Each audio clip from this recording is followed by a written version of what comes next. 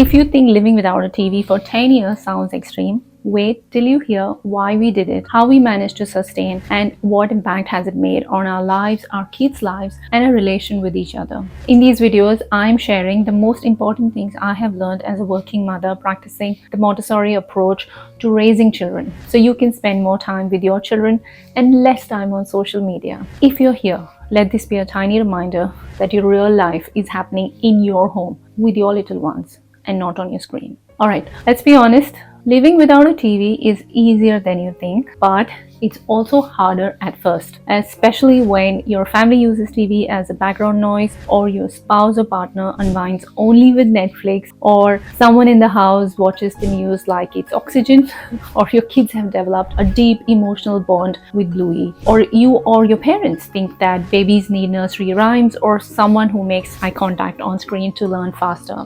Breaking news: babies can't tell the difference between someone making eye contact in front of them and on screen. So yes, I understand that the idea sounds simple, but the execution requires finesse and diplomacy and maybe some protective gear. So 10 years ago, when we moved to Australia, I asked my husband, should we just not buy a TV and see how we go? And I can tell he hadn't thought about it back then, but he said, yeah, why not? And it wasn't a dramatic, minimalistic declaration. It was simply that if we wanted to watch something, we have laptops and phones, and we wanted to avoid spending on a TV. And that tiny, nonchalant decision ended up becoming one of the top 10 best decisions of my life. What it was like before. So before Australia, we were living in India with family and a lot of domestic help, and the TV was always on, always. If it wasn't my husband watching something, it was my mother or his parents, and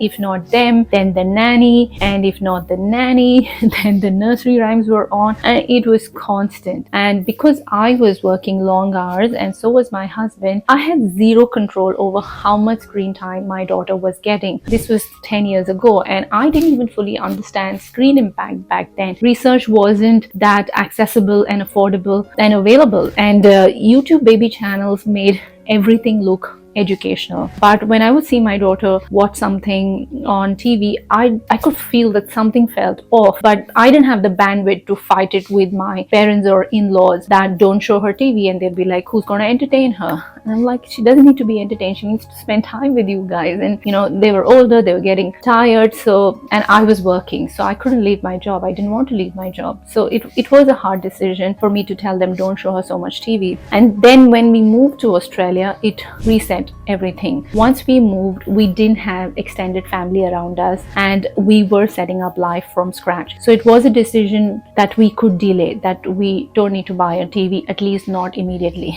And not having a TV at our disposal meant that no one was looking for the remote and unconsciously switching the TV on. My husband would watch his stuff on phone when our daughter slept, and I did not have the energy after a full day's work to watch. On weekends, we watched occasional movies on laptop, and that's how we went from a big TV to fragmented watching on laptop and on phone. So people often say, you didn't buy a TV for 10 years. Wow, you must have incredible discipline. Look, I laugh it off, but truth be told, we had intentionality. We could have bought one anytime. We simply chose not to, because I know once you bring a TV home, you're also bringing home background noise, passive consumption, that just one more episode monster, and the endless suggestions, and then the guilt that comes after, the I should have been sleeping guilt. So yes, we could have bought a TV anytime in the last 10 years, but we have chosen not to. So do our children not get any screen time?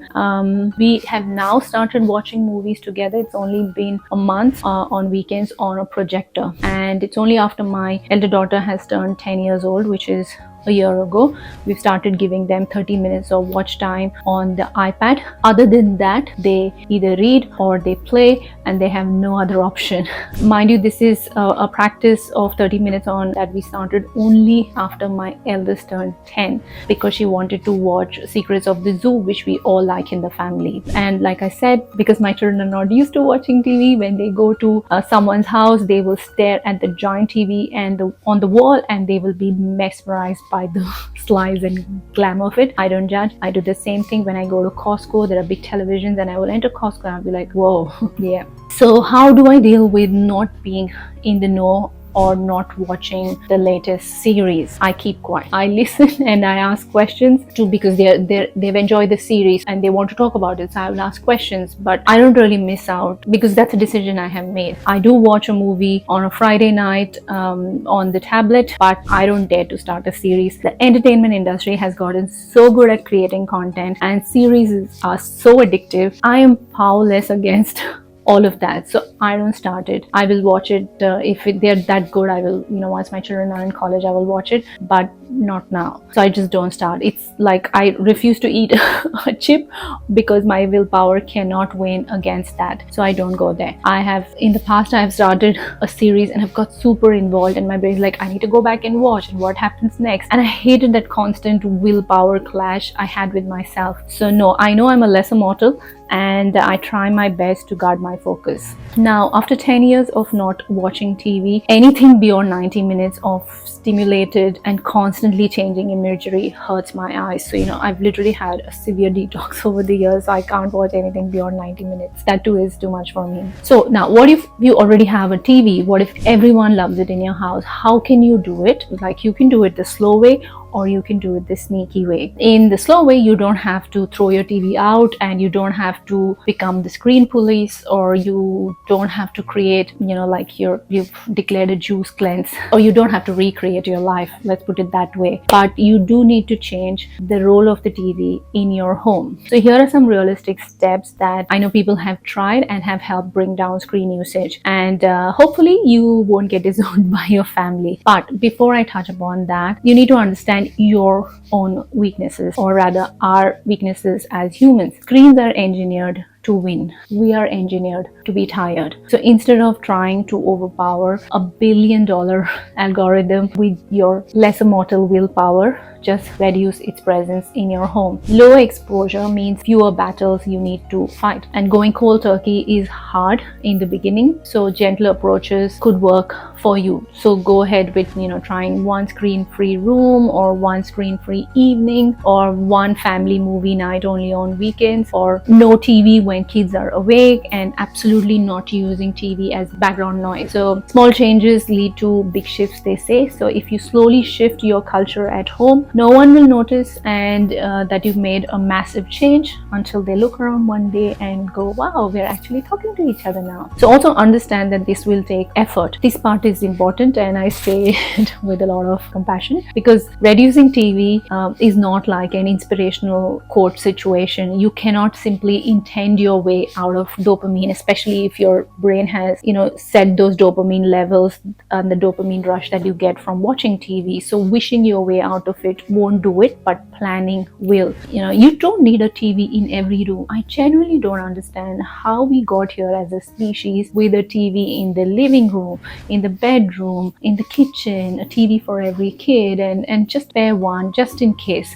So simple rule you can follow is that the room are meant for rest or human connection, and it doesn't need a TV. Also understand this, that subscriptions are designed to defeat you. This is not a conspiracy theory. It's just business. Netflix, Disney Plus, Prime, they don't want you watching occasionally. They want you watching until your eyes melt. And I'm not spiritually strong enough to fight autoplay. So instead of controlling myself, or instead of controlling yourself, just simply don't subscribe. I don't subscribe. That's why to any of the subscriptions. It's not about discipline, it's about strategic surrender. So not going to war is sometimes the best strategy. So I don't have any of those subscriptions because I don't have a TV either, but I could subscribe on the phone, but I choose not to. So yeah, so how do you do it the slow way without a mutiny? Now, don't start with we are quitting TV. You can, if you say this loud, your family will look at you like you've suggested a juice cleanse.